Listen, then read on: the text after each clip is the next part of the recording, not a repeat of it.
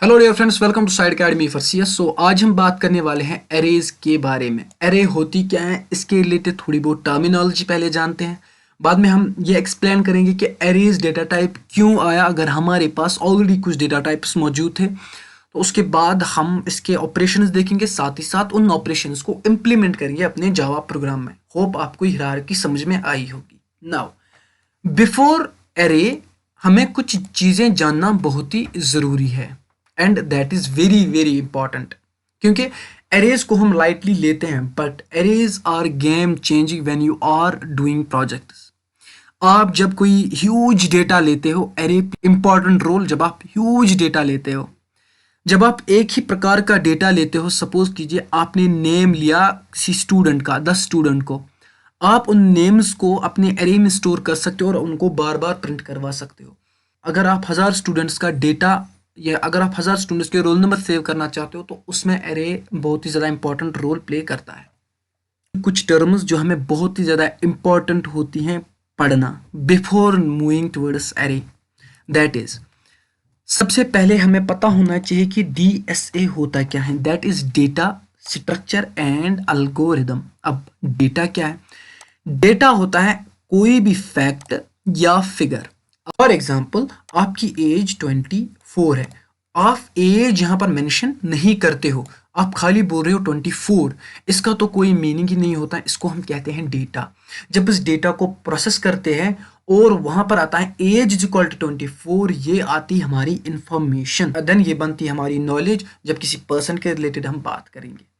फिलहाल डेटा आता है हमारा, तो डेटा क्या है? कुछ भी फैक्ट या फिगर लाइक 2, 3, 5, 6 और इवन जब हम वेरिएबल क्रिएट करते हैं, वेरिएबल में कुछ डेटा हम असाइन करते हैं, कुछ वैल्यू हम असाइन करते हैं, या इससे हम कहते हैं इनिशियलाइज करना अपना वेरिएबल, तो उसको भी हम कहते हैं डेटा। आई होप ये डेटा आपको समझ में आया होगा। ऑर्गेनाइज करने के लिए हमें स्ट्रक्चरिंग बहुत ही ज़्यादा इंपॉर्टेंट है। अब स्ट्रक्चरिंग क्या है? स्ट्रक्चरिंग इज अ कॉन्सेप्ट, या हम कह सकते हैं वे, जिससे हम अपना डेटा ऑर्गेनाइज करते हैं। किसमें? मेमोरी में। क्लियर? नाउ अल्गोरिदम होता क्या है? Algorithm step by step process that is being used to structure the data that we have chosen. I hope ये आपको क्लियर हुआ होगा। सो सिंपल सी एग्जांपल अगर हम लेंगे, अगर आपके पास 10 वेरिएबल है और आपने 10 वेरिएबल में 10 प्रकार का डेटा अपना सेव किया, अब ये सेव किस में होगा? मेमोरी। अब कुछ तरीका होगा इसको सेटअप करने में, तो वो आता है हमें डेटा स्ट्रक्चर। अब क्या क्या स्टेप्स लगे उनको स्ट्रक्चर करवाने में, उनको ऑर्गेनाइज करवाने में, तो उसको हम कहते हैं अल्गोरिदम। तो एरेज को पढ़ने से पहले इन टर्म्स का ख्याल रखना बहुत ही इंपॉर्टेंट है। अब थोड़ा बहुत इसके टाइप्स जानते हैं। देखिए, डेटा स्ट्रक्चर का पहला टाइप होता है static and dynamic, then we say sequential and non sequential. Third is linear and non linear, that are strongly related with sequential. Non sequential, that is मैंने उसको ओमिट किया। अब स्टैटिक का मतलब क्या है? स्टैटिक का मतलब ये है कि जब आपने एरे का साइज मेंशन किया, फॉर एग्जाम्पल आपने एरे का साइज 10 मेंशन किया, आप इसको अपेंड नहीं कर सकते हो। It is not appendable at all.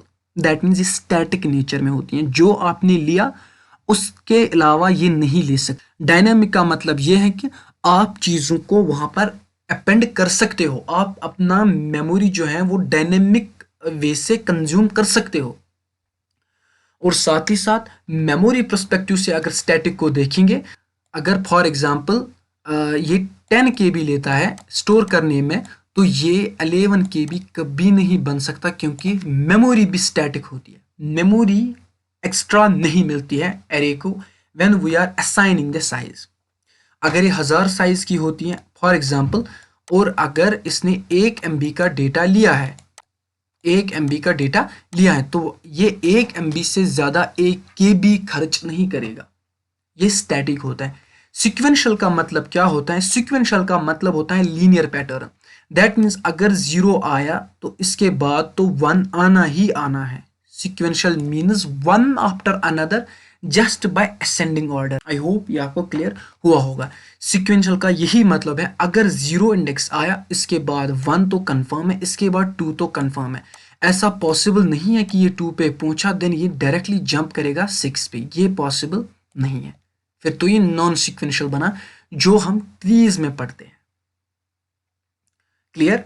Now we say that array is actually a data structure. Now array is actually a data structure which means that ये डेटा स्टोर करता है और साथ ही साथ कोई तरीका बताता है जिससे हम ऑर्गेनाइज करते हैं अपना डेटा मेमोरी में। क्लियर?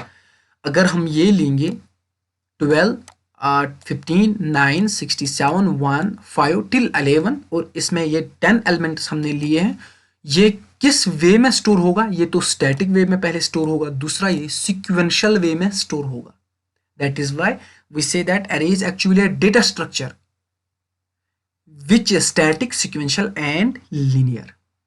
आई होप ये चीजें आपको क्लियर हुई होगी। नाउ अगर हम एरे को थोड़ा बहुत और जानने की कोशिश करेंगे, हमने ये सबसे पहली बात हमने क्या लिया यहाँ पर 12 15 9 ये हमारा डेटा है और ये 0 1 2 क्या ये हमारा इंडिसेस है। ये हम क्लियर करेंगे इन अपकमिंग वीडियोस। ड्रॉबैक्स भी इसकी देखेंगे, इसके एडवांटेजेस भी देखेंगे, वो अपकमिंग वीडियोस में आएगा। तो आई होप ये टर्मिनोलॉजीज आपको समझ में आई होगी, ये चीज़ें आपको समझ में आई होगी। एरेज के रिलेटेड थोड़ा बहुत इसके इंट्रोडक्शन का बहुत ही ज़रूरी था, क्योंकि कभी कभार ऐसे कहते हैं कि array is a homogeneous data type. Yes, it is homogeneous data type. We will look on next video what actually the concept homogeneous data type mean. So हम जानेंगे, लेकिन that is not an optimal definition at all. So be frank with arrays. So array is actually a data structure. So आपको ये definition जानना बहुत ही ज़रूरी है। तो leave that very definition, that we will look on next video.